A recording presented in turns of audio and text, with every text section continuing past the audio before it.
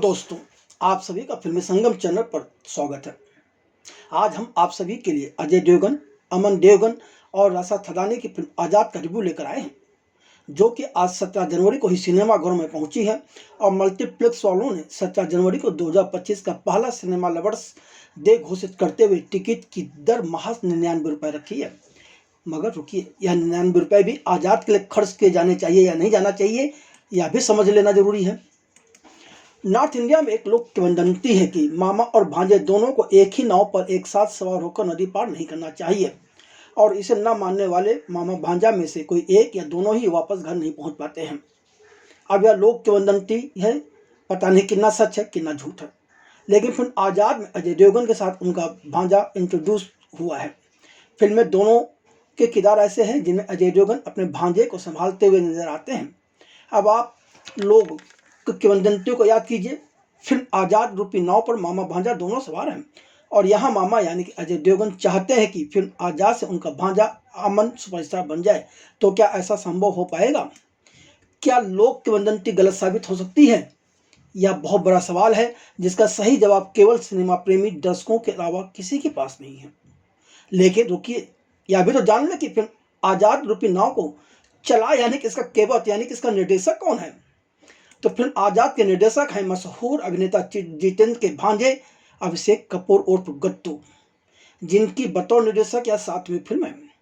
अब आप किस सोच में पड़ गए? ज़्यादा मत सोचिए, सोने पर सुहागा यह है कि इसकी कहानी अभिषेक कपूर ने रितेश शाह, सुरेश नायर व चंदन अरोड़ा के साथ मिलकर लिखी है।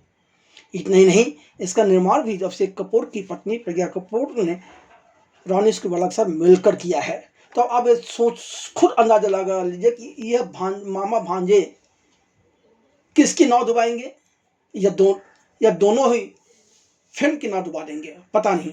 सच तो आप ही लोग फिल्म देख कर बता सकते हैं या आप ही तय करेंगे कि इस फिल्म पर 99 रुपये भी खर्च किए जाए पहले दिन या नहीं। खैर, दूसरे दिन से इसकी टिकट की दरें बढ़ जाएंगी। अब आप फिल्म देखें या ना देखें, यह सोचने से पहले कुछ बात फिल्म की कहानी पर भी हो जाए।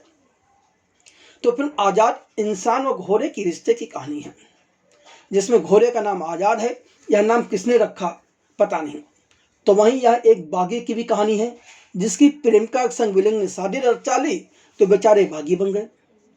यह एक युवक और एक युवती की प्रेम कहानी भी है। जब अब इनके बीच किस तरह का प्यार हुआ यह तो हमारी समझ में नहीं आया, इसलिए हम आपको फिल्म आज़ाद की पूरी कहानी ही बता देते हैं। अब कहानी सुनते सुनते अगर आपको हाथी मेरा साथी, तेरी मेहरबानियाँ, लगान सहित कई अन्य फिल्में याद आ जाएं तो हम कुछ नहीं कर सकते। फिल्म आज़ाद की कहानी अंग्रेजों के शासनकाल में उस वक्त की है जब देश को आज़ाद कराने के लिए महात्मा गांधी ने असहयोग आंदोलन चला रखा था। इसी दौर में अंग्रेज शासक के एक नुमाइंदे ने भूषण नामक काल्पनिक गांव के लालची जमींदार, जिसे पीयूष मिश्रा ने निभाया है, के साथ मिलकर गरीब जनता पर जुल्म ढाते हैं। इस गांव के लोगों को यहाँ से अफ्रीका में बंधुआ मजदूर बनाकर यानी कि गुलामी करने के लिए जबरन भेजा जाता है। जमींदार का बेटा है, जिसे मोहित मलिक ने अपने अभिनय से संवारा है, वह उनकी एक बेटी है जानकी, जिससे राशा थदानी ने अपने अभिनय से संवारा है। बेटे ने जबरन ठाकुर विक्रम सिंह यानी कि अभिनेता अजय देवगन की प्रेमिका बनी डायना पेंटी से विवाह कर ठाकुर विक्रम सिंह की बागी बनने में मजबूर किया है। कहानी आगे बढ़े उससे पहले घोड़े आज़ाद की भी तो कहानी समझना जरूरी है। फिल्म के अनुसार आज़ाद उस घोड़े का नाम है जो समय से पहले जन्म होने की वजह से शरीर से काफ़ी कमज़ोर था। तो अंग्रेज अफसर ने उसे बंदूक की गोली से मार देने का मन बनाया, लेकिन किसानी कर रहे ठाकुर विक्रम सिंह अपनी मेहनत की कमाई की 5 पैसे में उस घोड़े को खरीद लेते हैं। इस तरह आज़ाद व ठाकुर विक्रम सिंह की दोस्ती परवान चढ़ती है।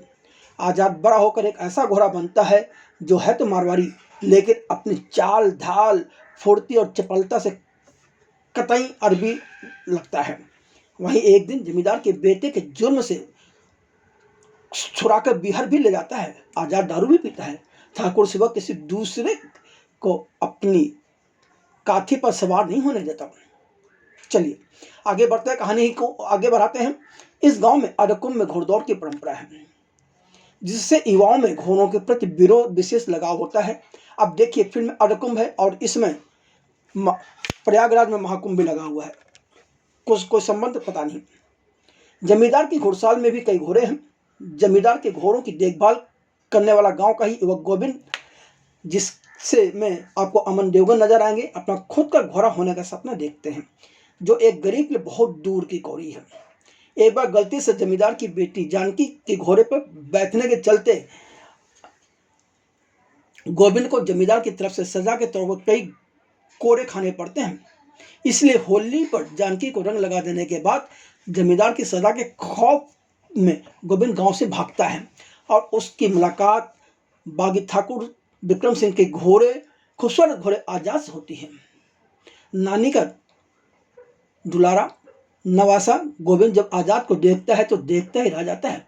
उसे बागी सरदार के इस घोड़े से प्यार हो जाता है और वह इस घोड़े की पार में पागल होकर खुद भी बागी होकर विक्रम सिंह के साथ हो लेता है।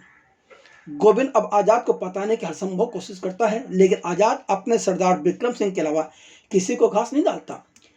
पूरा जमींदार के बेटे की चाल में फंसकर विक्रम सिंह के बागी गिरोह का ही एक सदस्य ऐसी चाल चलता है कि विक्रम सिंह मारे जाते हैं। मरने से पहले अपनी आखिरी सांसें गिनते हुए विक्रम सिंह खुद आजाद को गोविंद के हवाले कर जाते हैं। लेकिन ठाकुर विक्रम सिंह को खोने के गम में दुखी आजाद गोविंद को अपना सरदार मानने को लिए तैयार ही नहीं हो रहा है। पर एक बार जब उनके बीच रिश्ता बन जाता है तो यही आजाद न सिर्फ गोविंद को गांव का हीरो बना देता है, बल्कि पूरे गांव वालों को अंग्रेजों और जमींदारों के जुर्म से भी आजाद करता है। अब आप जानना चाहते होंगे कि फिल्म देखने के लिए अपनी मेहनत की कमाई को खर्च किया जाए या ना किया जाए, तो चलिए हम आपको इस फिल्म को कुछ प्लस और कुछ माइनस पॉइंट बता देते हैं, फिर अंतिम निर्णय हाथ खुद ले लीजिए। यह फिल्म 3 लेखकों और सह लेखक व निर्देशक के दिमागी दिवालियापन का एक नमूना ही है। फिल्म देखकर एहसास होता है कि महानगरों में ऊंची ऊंची इमारतों के बंद माचिसनुमा घरों में रहने वालों ने तो 1920 का काल, अंग्रेजों की बातचीत करने के तरीके, उनके मैनरिज्म और बीहर आदि तो देखे नहीं है और ना उन्होंने कभी गांव देखा है, और वह ये मानकर चल रहे हैं कि उनके फिल्म के दर्शकों ने भी असर नहीं देखा है। इसलिए बिना कोई शोधकार किए, कहानी और पटकथा पर बिना मेहनत किए, काल्पनिक भूसर गांव के नाम के साथ कुछ भी परोस दो किस तर्ज पर उन्होंने यह फिल्म बनाई है, और यह मानकर चल रहे हैं कि दर्शक तो उनकी बात को ही मानकर इस फिल्म को देखते हुए उनकी झोली में अपनी मेहनत की कमाई भर देगा। पर इन्हें एहसास नहीं है कि आज का दर्शक जागरूक है। 1920 के दौर में भी डायना पेंटी और राशा थदानी के कैरेक्टर 21वीं सदी वाली अत्याधुनिक ज्वेलरी पहने हुए नजर आती है। क्या खूबी है, क्या सोच है डायरेक्टर की और निर्देशक की और लेखकों की। इनके इतना ही नहीं, इनके 1920 के साल में बाकी जो हैं वो रात होते ही 21वीं सदी के संगीत पर बने आइटम नंबर को देखते हुए एंजॉय करते हैं। क्या बात है। यह बागी ठाकुर विक्रम सिंह गांव में रहने वालों के मददगार हैं और आम गांव वासियों के लिए लड़ते हैं, तो फिर ऐसे ठाकुर विक्रम सिंह के प्रति गांव वालों का कोई जुड़ाव क्यों नहीं? गांव वाले उनके प्रति हमदर्दी भी नहीं रखते, सहानुभूति भी नहीं रखते। इसका जवाब लेखक और निर्देशक दोनों तलाश रहे हैं, अभी तक जवाब आया नहीं। जब जवाब मिल जाएगा तो बता देंगे। यह फिल्म कहीं ना कहीं जमींदार के बेटे व ठाकुर विक्रम सिंह की निजी लड़ाई के रूप में ही उभरती है। गोविंद और घोड़े आजाद के बीच का रिश्ता जोड़ने के चक्कर में फिल्मकार ने बेवजह फिल्म की लंबाई बढ़ा दी, जबकि सच तो यह है कि हर जानवर बहुत जल्द इंसान के साथ अपना रिश्ता जोड़ लेता है। जानवर तो प्यार का भूखा होता है। हकीकत यह है कि यह फिल्म अजय देवगन के भांजे अमन देवगन के लिए ही बनाई गई है। इसलिए फिल्म में जमींदार की बेटी, बेटे, बहू या यूं कहें कि ठाकुर विक्रम सिंह की प्रेमिका व ठाकुर विक्रम सिंह व उनके साथियों के किरदार भी ठीक से नहीं लिखे गए हैं। महिला किरदारों का जिस तरह से इस फिल्म में अपमान किया गया है, उसके लिए इन्हें किसी को क्षमा नहीं किया जाना चाहिए। फिल्म की कहानी, पटकथा और संवाद तीनों इस तरफ बेहद कमजोर है।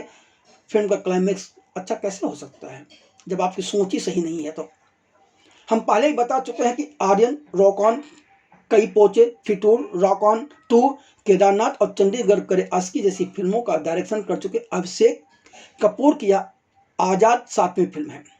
पर इतना काम करने के बाद उनके अनुभव में इजाफा तो नहीं हुआ। हाँ, वह सिनेमा, कहानी व निर्देशन की समझ जरूर भुला बैठे हैं। फिल्म आजाद से अजय देवगन के भांजे अमन देवगन के ही साथ अभिनेत्री रवीना टंडन व डिस्ट्रीब्यूटर अनिल थदानी की बेटी राशा थदानी डेब्यू कर रहे हैं। पर यह दोनों तो नेपोटिस्ट के नाम पर वैसे कलाकार निकले जिनका एक्टिंग टैलेंट से कोई वास्ता न हो। तो चलिए अब हम बात कर लेते हैं कि आखिर इन सभी लोगों ने किस तरह अपने अभिनय का प्रदर्शन इस फिल्म में किया है। गोविंद के किरदार में अमन देओगन निराश करते हैं। वह एक अच्छे घुड़सवार हो सकते हैं बशर्ते शूटिंग के दौरान बॉडी डबल का उपयोग ना किया गया हो। उनके चेहरे पर कोई भाव ही नहीं आते, हर दृश्य में वही सपा चेहरा। यदि वास्तव में अमन देओगन को सफल अभिनेता बनना है तो उन्हें अभी काफ़ी सशक्त मेहनत करनी पड़ेगी। अमन देओगन के साथ इस फिल्म में डेब्यू करने वाली रसा थदानी भी नेपोकिस ही हैं, मगर फिल्म देखने के बाद तो हम यही कहेंगे कि इसे नेपोकिस नहीं, किसी भी कलाकार के अपने करियर की शुरुआत इस तरह की फिल्म व इस तरह के किरदार के साथ तो कम से कम नहीं होनी चाहिए। फिल्म में रसा थदानी की एंट्री बहुत ही फूहर आइटम सॉन्ग हुई अम्मा के साथ होती है। इतना ही नहीं, फिल्म में हीरोइन के नाम पर उनका कैरेक्टर दोयम दर्जे का ही नजर आता है। वह फिल्म में खूबसूरत लगने का अलावा कुछ भी नहीं कर पाई। हाँ, कुछ जगहों पर उनका चुलबनापन जरूर लोगों को भा जाता है। ठाकुर विक्रम सिंह के किरदार में अनुभवी अभिनेता अजय देवगन काफी निराश करते हैं। हो सकता है कि वो अपने भांजे को सफल बनाने, फिल्म को सफलता दिलाकर अपने भांजे को सुपरस्टार बनाने की जिम्मेदारियों को निभाने के बीच अच्छी स्क्रिप्ट और संवाद न मिलने के कारण कुछ कमजोर पड़ गए हों। पर सच तो वही जानते हैं, हम तो वही जानते नहीं हैं। दूसरी बात, क्रूर जमींदार के किरदार में पीयूष मिश्रा भी निराश करते हैं। टीवी सीरियल में अभिनय कर शोहरत हासिल कर चुके मोहित मल्लिक की यह बतौर अभिनेता पहली फिल्म है जिसमें मोहित ने गांव के क्रूर जमींदार के बेटे व मुख्य विलेन का किरदार निभाते हुए अपनी अब तक की साख पर बत्ता लगा दिया है। दाना पेंटी के हिस्से करने को कुछ खास आया ही नहीं। फिर भी जमींदारों के घरों में कैद एक प्रेमिका का किरदार बड़ी शालीनता के साथ निभाने में वह सफल रही हैं। आपको यह वीडियो कैसा लगा जरूर बताएं। अगर आपने फिल्म देख ली हो तो अवश्य बताएं कि आपको फिल्म कैसी लगी। फिर मिलते हैं अगली वीडियो में।